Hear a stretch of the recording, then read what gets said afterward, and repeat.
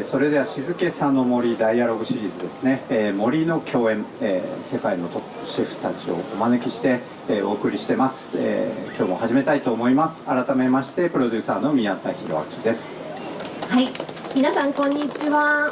今回、こちらの静けさの森アートプロジェクトの、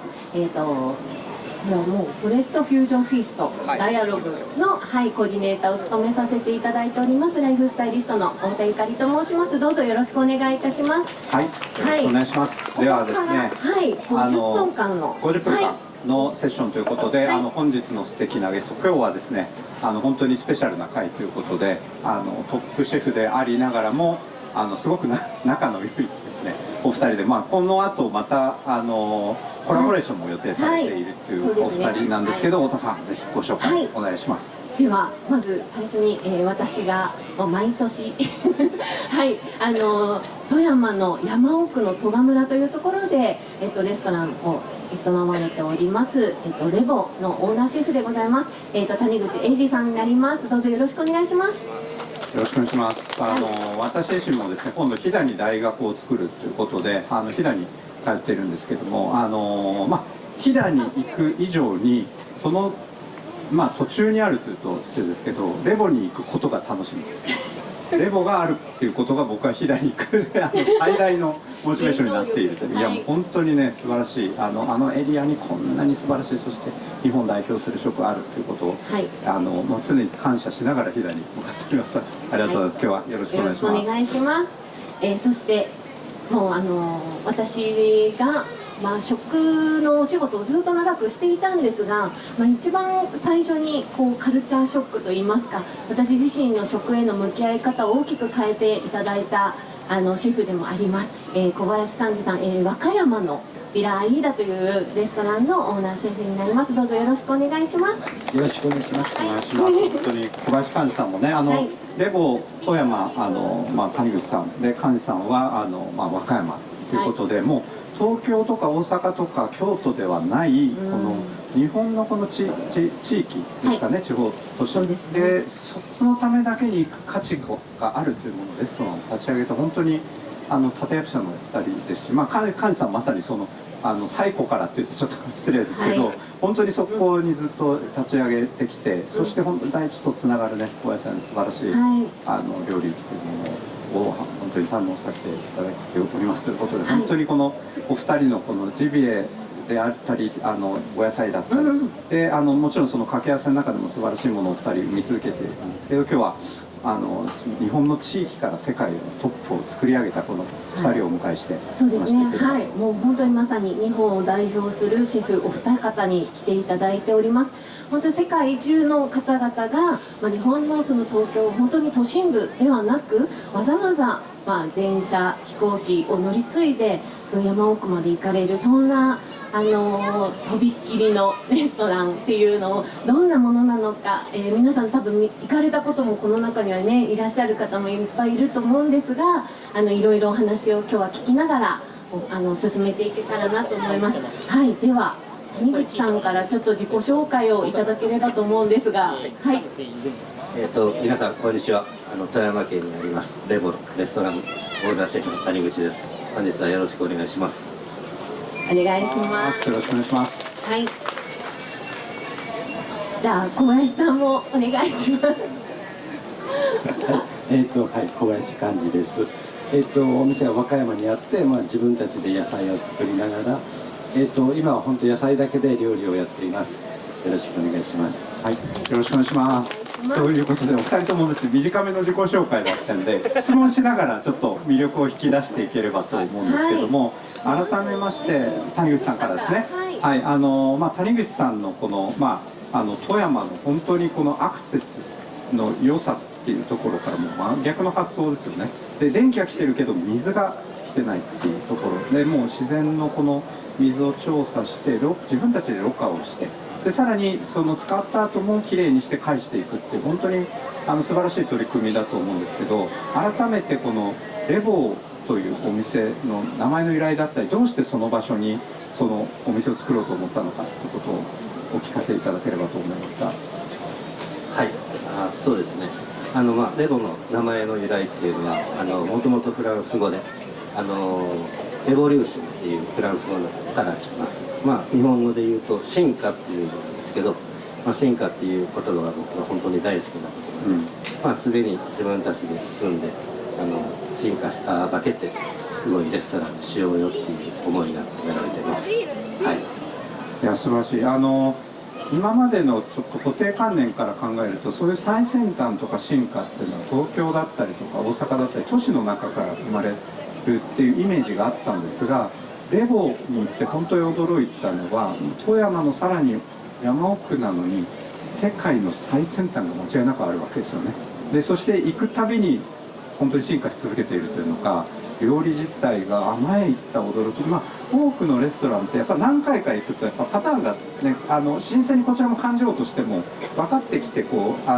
最初の感動がどうしても徐々に減衰していくんですけど、レボは全くないんですよね。毎回やっぱ進化してるからこそに常に驚きを続けこ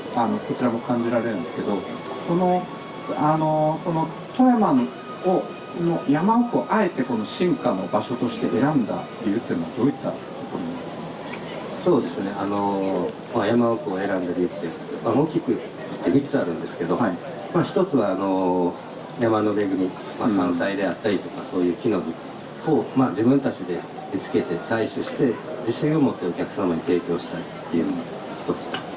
と、もう1つは裏山から流れてくる水ですね。この水が本当にすごく自然のそのものの水をレストランに引いてきて、レストランで使用してるっていう点、本当水っていうのは僕ら料理人にとってすごく欠かせないもので、本当に原点の中の原点、水から始まるって言っても過言じゃないぐらい本当に料理に水が大事なので、その2点目が水で、3点目が本当に僕料理人をしててもともと大阪出身なんですけど、すごく便利なところっていうのは本当僕たち料理人にとってもすごくありがたいんですけど、山の中で何もないところで、本当に今はたくさん楽しいことも苦しいこともたくさんあるんですけど、料理人としてその地のことを理解して料理を作るっていうことをやっぱり料理人として必要なのかなと、その中で、その自然の中でいろいろ自然から感じたこと、そしてさまざまな生き物、そういうものから学んで自然の中で自由な発想を持って料理をしたいっていうのが僕の思いです。なるほど、ありがとうございます。でも本当に今おっしゃられたように最初水がないところに何で行ったのかなって不思議だったんですけれども、ただやっぱり山の湧き水を使って水道水もね今本当にすごい東京も含めてきれいになってるし、世界一きれいな水の、一つであり、水道水が普通に飲める国って数少ないんですけれども、それでもやっぱりいろいろなものが混ざってるわけですよね。だからレモンのこの自然の湧き水を使った、そしてそれを研ぎ澄まして料理にしてるからこそ、本当に圧倒的な透明感と何でしょうね、美しさがその中に、水一つとっても通底しているところにもすごく感動を覚えましたね。なので本当にやっぱりあえてそういう場所を選んだっていうところで、しかもその後きれいにして返してるっていうところもねすごいなっていう。素晴らしいですね。私もちょうど一番最初にお伺いした時は3月の中旬か後半ぐらいだったんですけど、まだ雪が残っていたんですね、富山の山奥で。そうすると雪解け水がもう本当に川に流れ込んでいく、そんな季節で、山菜がたくさん料理の中で使われていて、谷口さんにお話聞いた時に、山深い富山なので雪ってどうなんですかっていうふうに聞いた時に、スタッフみんなで雪かきをしてお客さんを迎え入れてますっていうお話をした時、本当に厳しい自然の中なんですね。ただ私はその時にお料理の味の中にその自然をすごく感じたんですよ。その苦味だったりとか旨味だったりとか、その酸味だったりとか、ちょうどその春の苦味っていうのがすごく強烈に私の中には印象に残っていて、その生命の厳しさの中で生まれるその生命力みたいなものもすごい谷口さんのお料理から感じて、本当忘れられない食事だったなって今でももう思い返せば景色と雪解けの景色とともに、でもそれ後に、夏にお伺いさせていただいたりとか、春夏秋冬で常にこう変わっていく、で自然のこ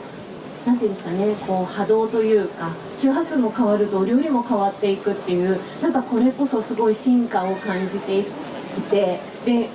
ね、先日ちょっとね、生産者の方にも、はい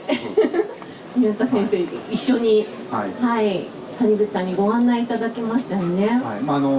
これ結構 NHK の「クローズアップ現代」でもね、去年レゴ特集のような回があったんですけども、レゴさんがそこで料理をやることによって、その生産者の人たちにも光が当たっていって、でそれはなんていうのか、いわゆる料理の食材を届ける方だけじゃなくて、この料理の説明する紙っていうのか、マテリアルを作った人たちが今度売り上げが何十倍になってこの世界に出ていったりとか、本当にこの料理っていうことだけじゃなくて、それを取り巻く文化全体でその地域がなんでしょうね、一緒に進化していってるっていうのがやっぱ本当に感じられるんですけど、改めて生産者さんとのつながりというのはどういうふうに紡いでこられた？そうですね、生産者さんとのお付き合いは、本当僕も富山に来て15年経つんですけど、それまで本当に都会で働いてる時はそこまで親密じゃなかったんですけど、本当に15年前に富山に行って、それから少しした時ぐらいから本当に生産者さん、作家さんの方からやっぱり料理人にとってそういうコミュニケーションが大事なんじゃないかっていうことを教えてもらったような気がします、で今は本当にたくさんの方々にレストランレゴを支えていただいてて、本当に僕は皆さんが一生懸命作ってくれた野菜であったり作品を本当にお客様の前で本当に完成形として、本当に皆さんのそういうものを、自信を持ってというか、本当皆さんに素晴らしいって感じてもらえるように僕は本当料理で表現している。生産者さんの大切にされるものもこの料理の中で一緒にこう寄り添いながら、でそれをまたお客さんにも届けているっていう、そこの歌詞は私も丁寧にやられてるっていうことです。そうですね、本当にすごくやっぱ料理人としても大事だと思いますけど、僕が本当に常日頃言ってるチーム富山、本当みんなでそういう富山の土地の、料理であったり、そういう郷土のものを作っていこうよっていう信念、そうから来てる。ありがとうございます。これ予定では谷口さん、幹事さんで20分ですけど、やっぱり幹事さん20分間で無言にさせるのもあれなので、一回幹事さんのパートに行ってイベントのことで戻ってきましょうか。なんかずっと前半後半黙り続けるっていうのも、みんなお客さんもそうかそうか。ちょっとでも幹事さんのお料理について今度、すいません、谷口さんがなんかずっとなんかね黙り続けるっていうのもなんかちょっとミックスしながらやっていきましょう。でも今映像に出てるレボ鶏って谷口さんのアイコンでもありますよね。シグニチャーのメニューにもなっている鳥さんのところに行ったんですが、幹事さんも生産者さん、もちろん幹事さん自身が農家さんでもあるんですね。ご自身でお野菜とかハーブを育てられていて、私はトラクターに乗っている幹事さんの映像を見た時に本物だなって思ったんですけど、なんかその生産者さんとのつながり、お料理をする方って多分必ず、市場であったりとか必ず多分素材があって初めてお料理というものができると思うんですが、なんかすごく近い場所に命が生まれる近い場所にお二人とも身を置かれてるなというふうに思っていて、食材に対する考え方とか何かこう大切にしていることとかってなんかお二方あるんですか？お二人どっちに聞いた？幹事さんからお願いします。大丈夫。食材に対する考え方って僕はもう本当僕自身もそうですし、生産者にお願いする時はその素材の品質の良し悪しじゃなくってこの人と一緒にお酒飲めるかっていう判断で、例えばそんなに苦くて酸っぱいとかそんな美味しくないっていうのでも僕が調理すれば美味しくできると思ってるんで、だから素材に関して僕なんか文句っていうかなんか言ったことはなくて、まあそれは人との付き合いの会話をすごく大事にしてます。いやなんか本当に幹さんも幹事さんで素晴らしいなって思うのが、やっぱりこのなんでしょうね、シェフによってもいろいろスタイルがあって、まあ、いわゆるこう都心にバンって取ってこうネットワークを自分で作るっていうパターンもあれば、谷口さんみたいにこの地域そのものに根付いていってこの地産地消っていうところもあるんですけど、幹事さんはいろいろな場所でいろいろな生産者さんとつながって、そこで超一流のものを埋めるんですよね。でこれがどうしてだろうっていう、やっぱり幹事さんのスタイルすごくユニークかつ突出しているところなので、その一つのなんていうのか秘密としては、その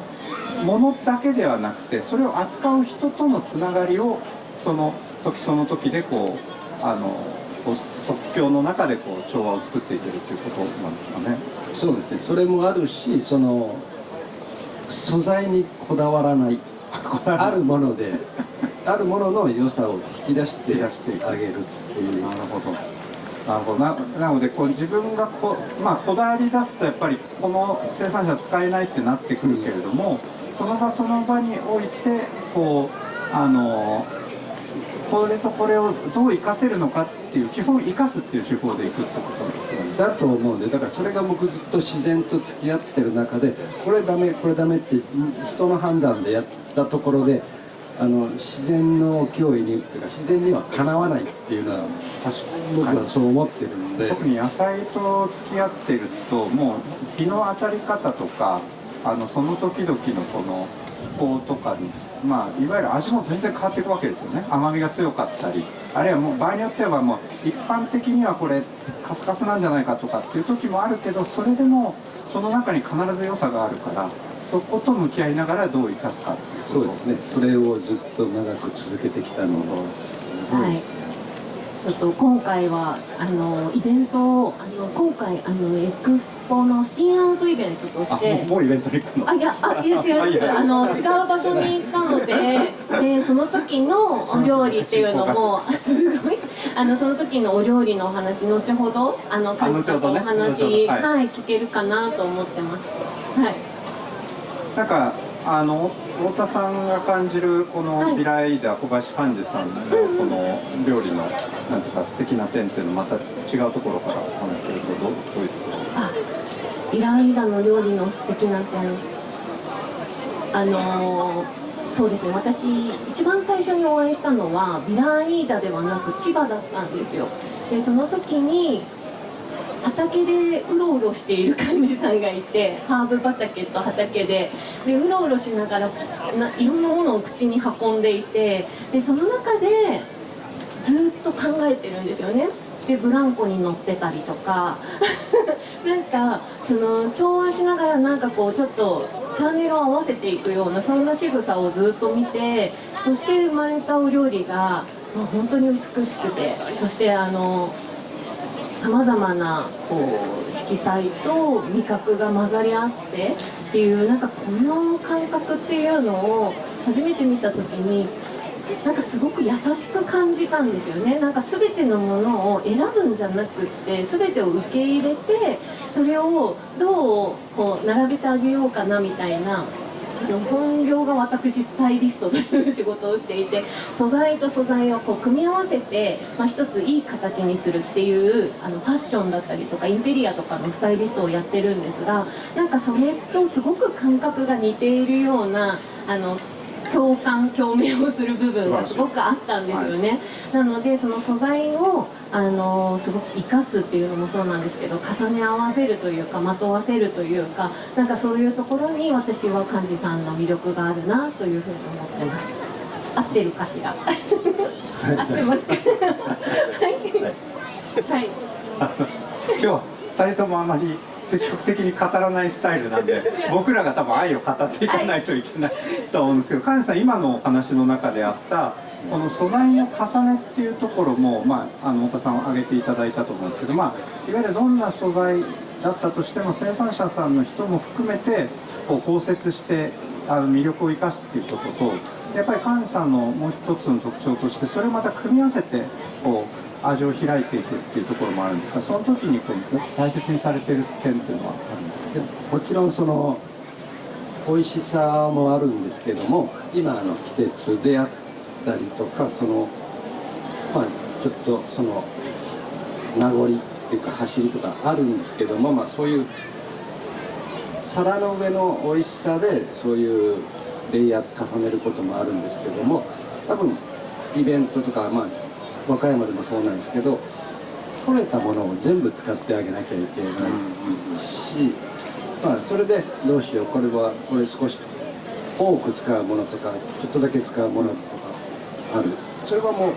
でもそれは皿の上だけなんですけども、まあ美味しいとか美しいとかじゃなくて、まあなんかそこになんか自分でやる生活する知恵じゃないんですけど、生きていくっていうか、なんかそれただ美味しいじゃなくて、なんか来てくれたゲストになんか気づきとかなんか刺激とかを与えれたらいいのかなって。なんか菅さんの料理を食べていると、本当にその瞬間の美味しさだけじゃないですよね。やっぱりこうどうしてもなんていうのかなんでしょうね、都心のこのスピード感のあるところの料理だと、まあ、最近はやっぱうまみとこのなんでしょう、甘みみたいに特化していってですね、結構こう強い集中力なく食べてもこうパッて感じられるような味がどうしても多くなってきてるんですけど、一方でやっぱお二人はもうそれとはやっぱ対極で、その地域に行ってその世界丸ごとこうじわって感じられる味だなっていうところ印象があって、で菅さんのお料理の場合、例えばお野菜の中で言えば苦味すらなんか抱きしめるような、苦味ってね結構苦手だったりする人が多かったりするんですけど、その野菜がちょっと持ってるような苦味すらこう慈しむようなこの優しさを感じるというのか、すごく包摂的なそういうこうなんていうのかフィーリングを与えてくれるっていうところが今おっしゃった多分瞬間的な美味しさだけではない学びにもつながるのかなっていう気がするんですけど、だと思うし、なんかこのまあ例えば水がまあその辺に生えてる野菜にライトを当てて光らすんじゃなくて、この自分たちがちょっと暗くする、もうそもそも光ってるものだから、光を当てる必要がない、自分たちがちょっと人間がいろいろやりすぎるから、静かにしようかな。谷口さんすごい笑ってらっしゃるんですけど、まあお二人本当にねすごくリスペクトし合ってて、僕自身もなんかいろいろな場でお二人が一緒に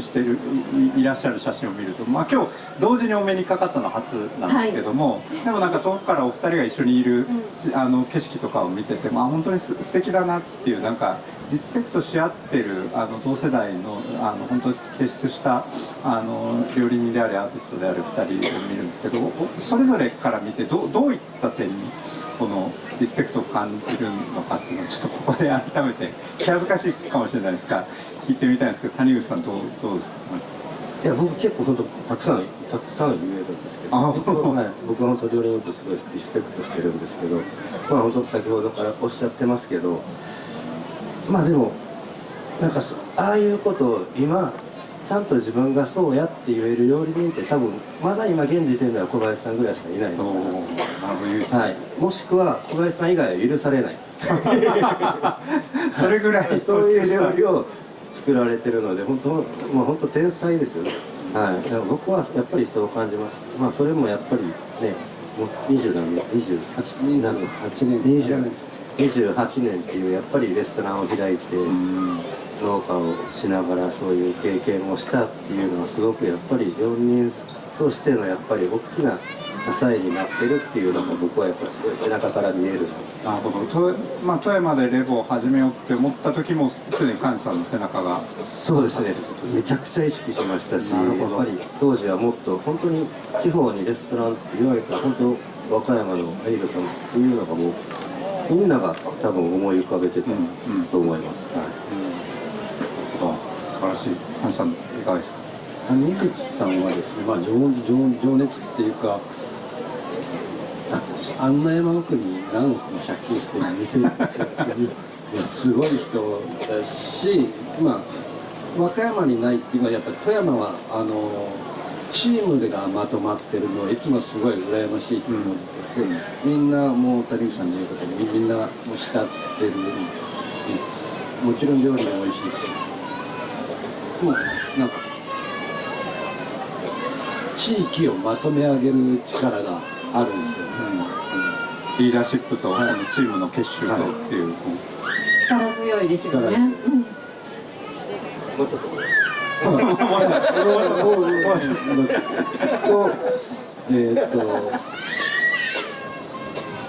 だからいつも仲に、話が合うっていうか、やっぱその自然とかいろいろに対してリスペクトあるから無駄がないっていうか、料理理にかなった料理を作ってるから。そう確かにお二人も本当に傑出された料理人でありながら、いろいろアプローチはそれぞれ特徴があるというか、谷口さんまさにチーム単位でもみんなで移住してっていうところもあり、カズさんもちろんビラアイダの素晴らしい環境もありつつも、いろんなところで即興チームを作りながらそれでも超一流のものができるっていうなかなか稀有なスタイルだったりで、あるいはやっぱり農家であるっていうね、野菜っていうものがベースにあったりとか、あるいは谷口さんもジビエ、もちろんお野菜も素晴らしいんですけども、地域とのつながりのジビエっていうのが軸にあったりとか、それぞれ特徴がありつつもお互いやっぱりリスペクトし合ってるっていう、その関係性も含めて本当に素晴らしいですね。いやもう本当に対極でありながら、多分おそらく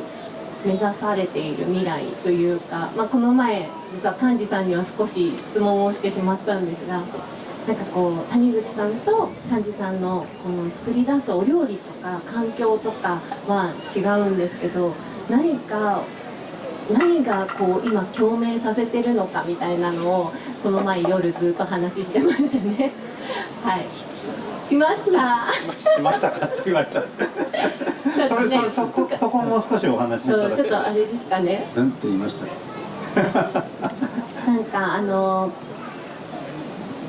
全然違うものなんだけど最後は一緒なんだよ、行く場所は一つなんだよっていうのをずっと何度も言ってましたそうでそこにすごい全てがあるなっていうふうに私は思っていて、なんか私今日準備をしている時に気づいたことで、谷口さんが英二さんで幹事さんも幹事さん、2人とも司るっていう文字が名前に入っていて、本当ね、谷口さんは本当に美しくて鋭くて命の生命をすごい感じる栄光の栄がまさに司っている本当にエネルギッシュなお料理で、幹事さんは名前通り穏やかで広々とつつましくなんかそういうお二人なんだけど、きっと何か私たち日本の食であったり世界の食を引っ張っていくなんか使命があったり、なんかそれは誰かにやってくれって言われたことでも自分がそうしたいですっていうことでもなくて、何か私たちにすごくインスピレーションをたくさん与えてくださっていて、私自身ももちろんこんなに素晴らしいお料理を普段作れる人間ではないんですが、ただついていきたいって思えるような何かお料理だけじゃなくてなんか生き方とかそういうものを教えていただける、そういうお二人だなと思っていて、そう端っこの方で私14年前3年ぐらいに飲食店をやってスタートしたんですよ。でその時にキーワードとしてよく出ていたのがファームトゥーテーブルっていう言葉で、農家からテーブルへっていうので、私たちも農家さんを回ってやってはいたんですけど、でもやっぱりもうこのお二人が作り上げてきているものがもうあまりにも偉大すぎて、きっと今日本の若手の料理人たちは皆さんお二人を目指してるっていうのをすごく感じるので、なんかそういう部分がなんか2人が作り上げてる共鳴している部分はなんか今回の万博のテーマにもあるような生物多様性であったりとか、料理から学びを得るとか、なんかそういう部分がすごく私は共通しているなって思ってるんですけど、どうですか？ありがとうございます。はい、その通りだと思うので、次のセクションにそろそろ行きましょうか。はい、イベントをですね、実はこの2人に登壇していただく前にちょっと関連した企画をご一緒させていただいてます。で谷口さんは、レボですね、まさにそのレボの大地を感じるような空も富山の海も全部感じるような料理で、菅さんが太田さんの別邸というのが白子の家でイベントさせていただきたいなんですが、それをちょっとこの次の時間、簡単に、ご紹介させていただきながら改めてちょっとお話を伺いたいと思うんですが、谷口さん、今回ですね、7月15日にイベントさせていただいたんですが、この料理のテーマだったりとかですね、あるいはその料理に込めた思いっていうのを改めてお伺いできるかと思います。そうですね、7月といえば、富山の鳥羽村ではちょうど山菜が終わるぞっていう時期ですよね。そうですね、はい、本当は山菜とかを織り交ぜてっていう季節が僕はすごく好きなんですけど、本当にこの7月8月っていうのはすごくやっぱり鳥羽村標高600メーターあるんですけど、やっぱり徐々に暑くなってきて湿気も多い、そんな中でやっぱ皆さんにやっぱりちょっと力強い料理を食べてもらって元気になってほしいなと、そういう時に山の恵みとしては今回させていただいたのが熊の手であったり、あとは小さなウリ棒ですね。本当にその時期だけ取れたものをやっぱり美味しく食べていただこうかなっていう、コースを作りました。先ほども太田さんおっしゃってたんですけど、本当にレボの料理っていうのはこの第一生産者さんとこの地域全体と深くつながっているだけではなくて、この山だったりこの空だったりこの、海川ともつながってるので、この例えばなんでしょうね、雪解けのシーズンに行くとこの冬を突き破ってきたフキノトウとか、そのやっぱりこのなんでしょう、冬を突き破るエネルギーのこの強さみたいなそのものを感じられたりとかで、新緑の季節だとまさに今度はまたちょっと違うエネルギーのこの緑の香りが深くこう重なって山に引き込まれるような、そんな体験をこの料理を通じて感じるんですけど、夏はまさにこの暑さに打ち勝とうとするような、熊が持ってるエネルギーだったり、あるいはウリボウのこの生まれてきたまだすごくやっぱりなんでしょうね、生まれたばかりだからこそ持ってるこの命の輝きをいただくっていう、やっぱりこう7月ならではの体験があるということになるんですね。そうですね、はい。それに加えて富山湾の新鮮な魚介類、この写真がそうなんですけど、ですね、ハモを使って、本当夏らしく涼しげに食べていただく料理であったり、そういうのをちょっと組み合わせながら。ありがとうございます。なんか私はよく相方と谷口さんのレストランにお伺いさせていただいた時に、これはもう儀式のようだねっていう、リチュアルだねっていう話をしてました。本当に一つ一つのお皿に生命が生きていて、東京でご飯を食べるって言った時にお皿にもちろん乗っていて、もちろん一度命を失っているものだったりするので、もちろんそこで死んでいるっていう風に表現することもあるんですけど、本当に死んでしまっている食事とかもあると思うんですよ、この世界で。そ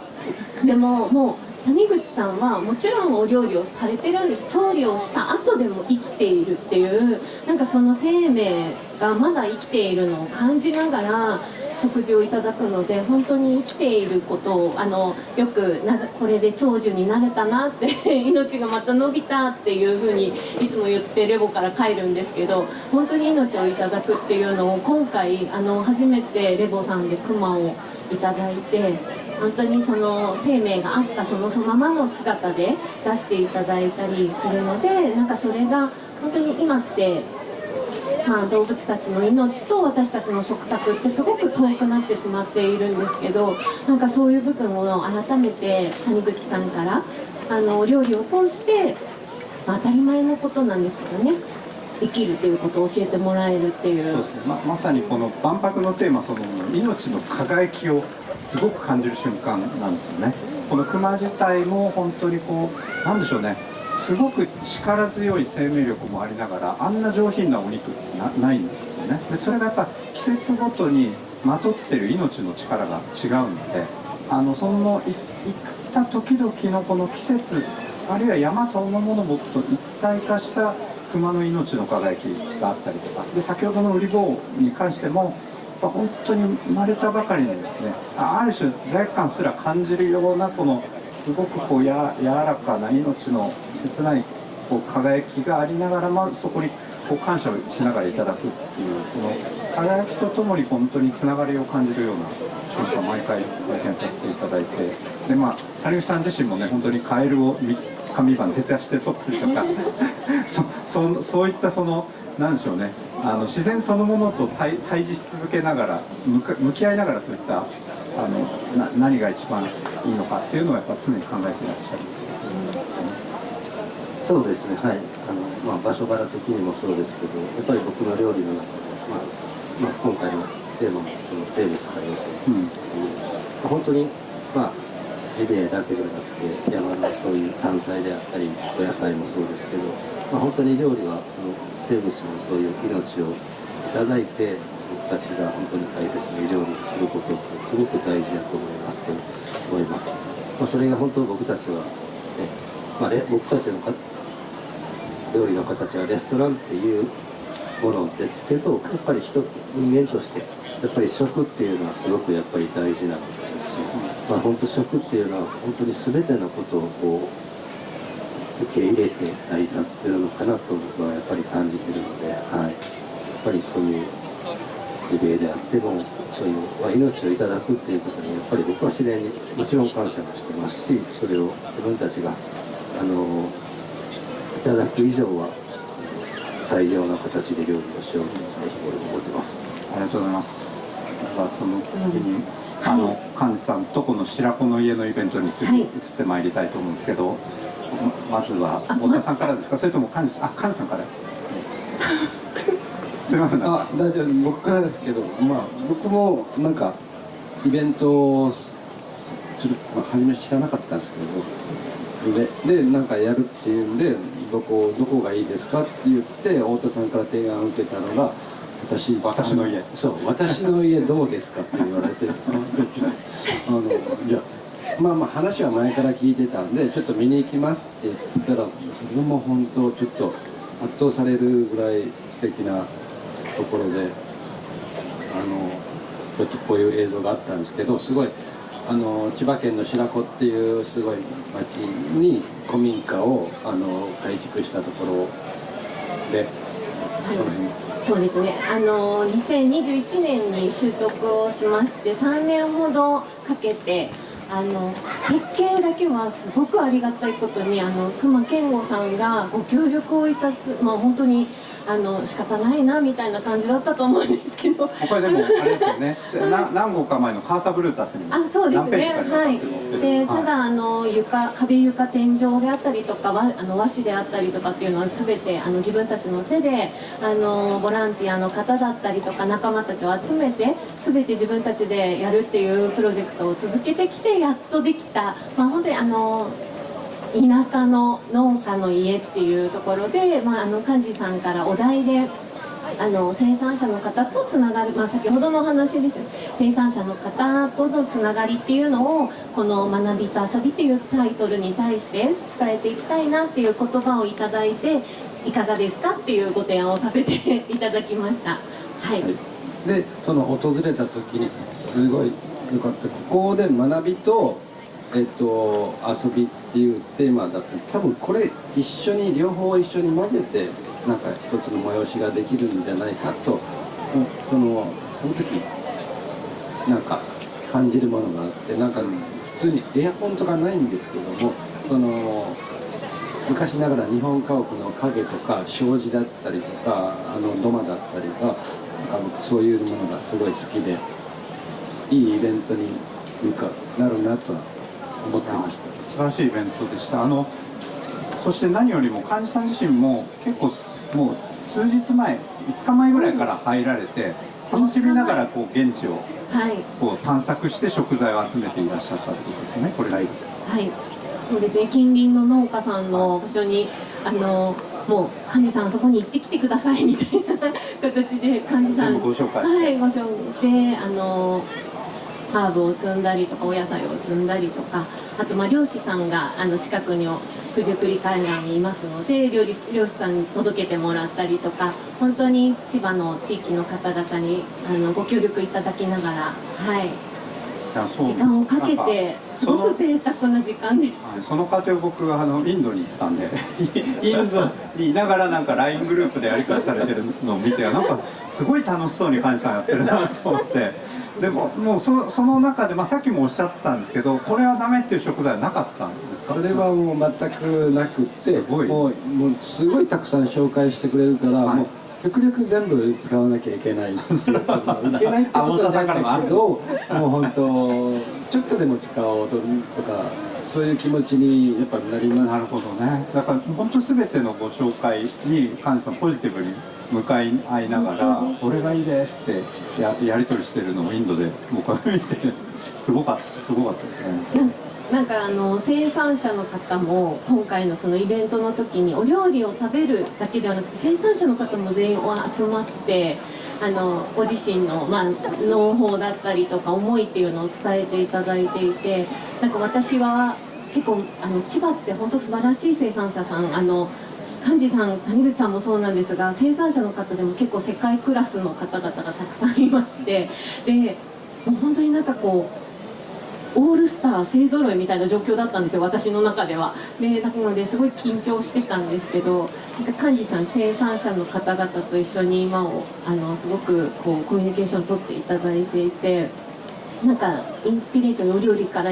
お料理に向けてのインスピレーションとか何かこう得たものとかってあったりしました？得たものって、もちろんその家の感じもあるんですけども、今回すごい協力してくれたガラスの器が一番すごい完全に想定してなかった料理が器を見たわけで、こうしようって決まったものがあって、本当ガラスってすごいなんか東京のなんかかっこいい空間に合うものだと思ってたんですけれども、すごいなんか土と木と紙とっていう古民家の空間にすごい合ってて、よくよく考えたら古民家っていうか昔のながらのこの曇りガラスとかなんか正直木の格子にガラスはまってるよねって見たら、もともとはガラスって合うんだって思った次第で、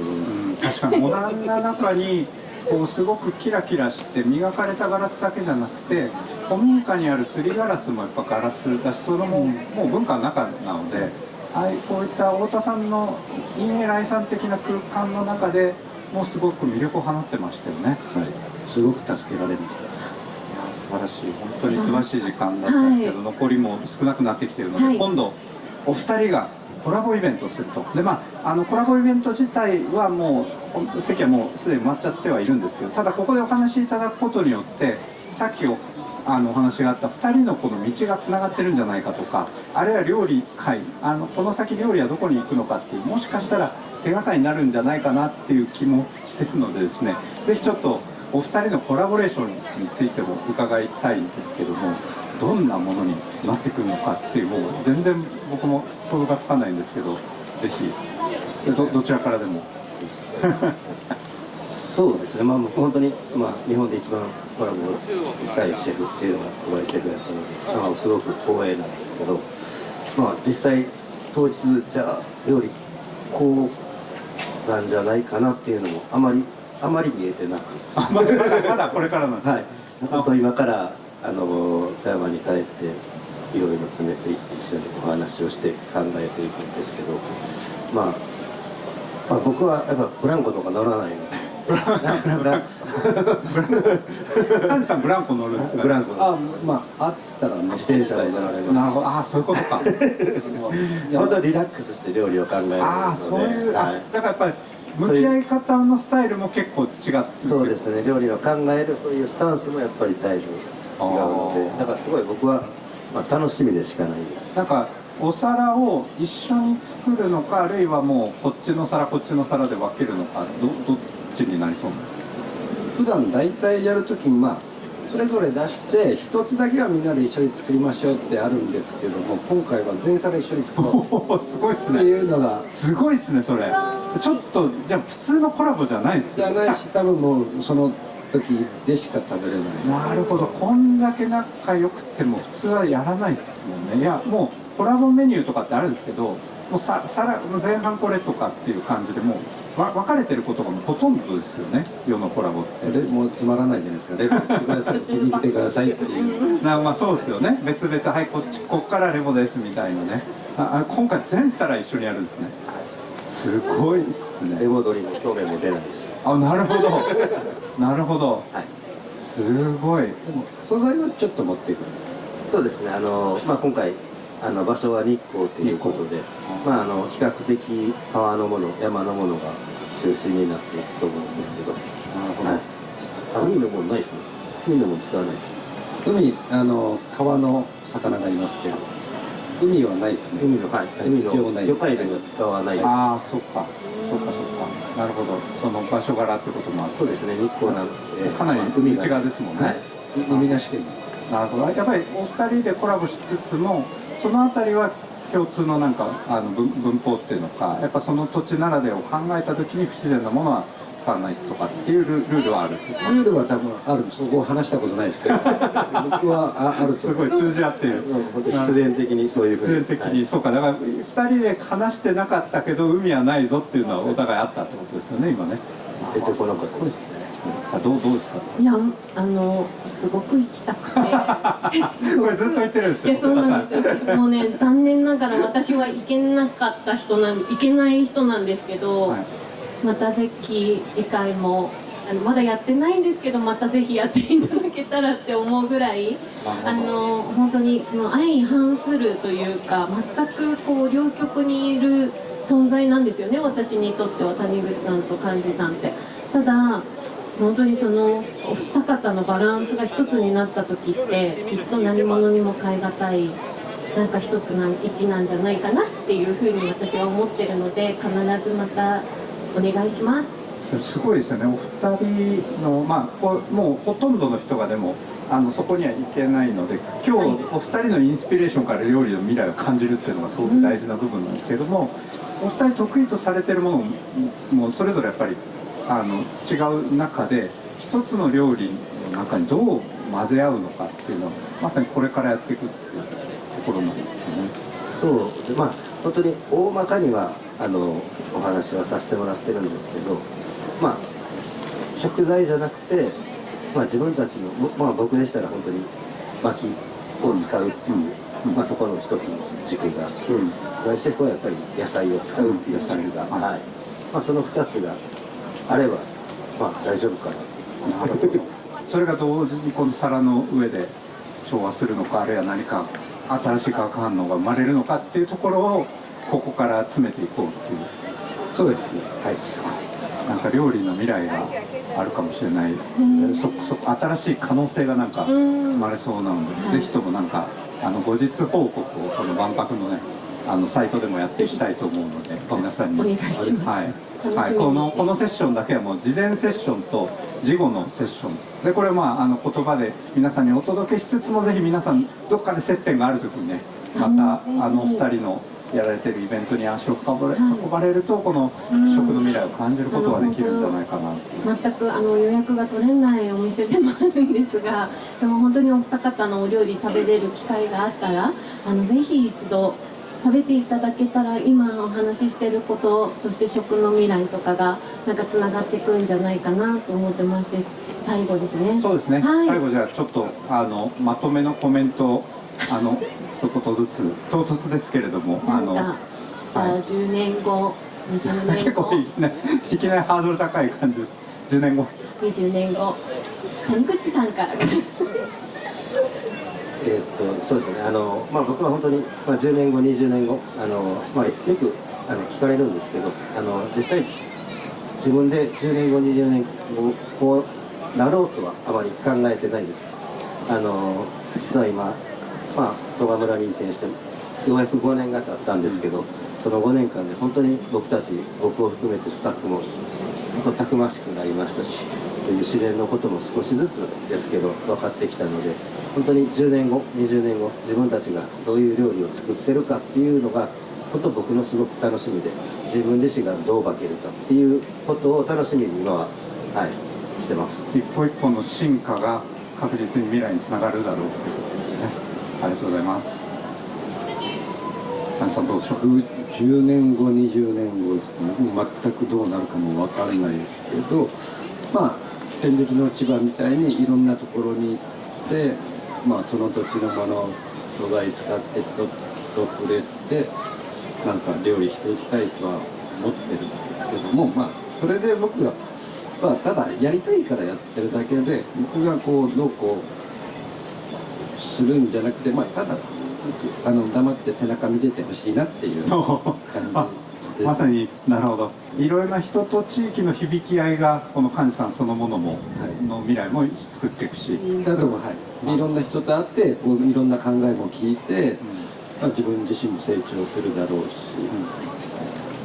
りがとうございます。素晴らしいですね。なんか本当人や地域でそれがこの未来につながっていくんだっていうのがお二人の考え方から改めて感じることがありました。もう今日は皆さんにこの2人への愛を伝えると思ってきてたので伝えられたかなと思ってます。はい、ということで時間参りました。だいぶ日もねかけてきて過ごしやすくなってきましたが、引き続きですねぜひ大阪万博を楽しんでいただければと思います。今日は本当にお二人お迎えできて大変光栄でした。皆さんどうもありがとうございました。ありがとうございました。